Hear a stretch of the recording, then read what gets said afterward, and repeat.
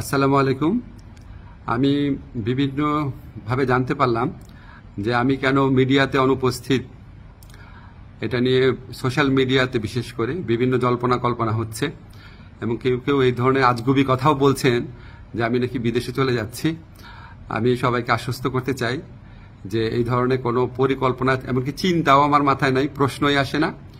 আমি মনে করি এই ধরনের গুজব গুঞ্জন এবং আজগুবি বিভিন্ন তথ্য যারা ছড়াচ্ছেন, এটা হচ্ছে আজকে ছাত্র জনতার যে ঐতিহাসিক জুলাই বিপ্লবের মাধ্যমে আজকে যে জনগণের প্রত্যাশা সৃষ্টি হয়েছে সেটাকে বিভ্রান্ত করা এবং জনমনে অহেতুক প্রশ্ন সৃষ্টি করার একটা অসৎ উদ্দেশ্যে করা হচ্ছে।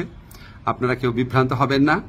আমি কয়েকদিন আগেও পত্রিকাতে ইন্টারভিউ দিয়েছি, তবে এটা ঠিক আমি একটু মিডিয়াতে কম আসছি কারণ আমার অনেক কাজ এবং আমার কাছে মনে হয়েছে যদি আমার কার্যক্রমে যদি কোনো অগ্রগতি হয় সেটা আমি জানাবো। অহেতুক এখন তো আমি আর টক শো এর মানুষ না, এখন আমাকে কাজ করতে হবে, কাজটাতে বেশি কনসেন্ট্রেট করতে হবে।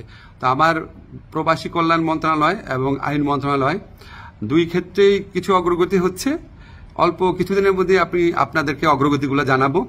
আর এই ধরনের গুজব গুঞ্জন যারা রটাচ্ছে তাদেরকে আমি অনুরোধ করব মিনিমাম ইনভেস্টিগেশন করে তারপর এগুলি বলেন, না হলে মানুষ তো আপনাদেরকে মিথ্যাবাদী ভাববে, ঠিক না?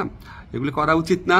বাংলাদেশকে একটা নতুন বাংলাদেশ গড়ার জন্য, রাষ্ট্র সংস্কার করার জন্য আপনারা বরং পজিটিভলি আমাদেরকে সাজেস্ট করবেন, ভুল হলে বলবেন।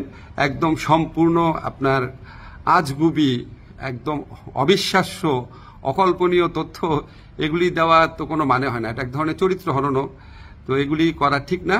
আপনারা আশা করি সকল বিভ্রান্তির অবসান ঘটবে আমার বক্তব্যের মধ্যে দিয়ে। সবাই ভালো থাকবেন। ধন্যবাদ সবাইকে।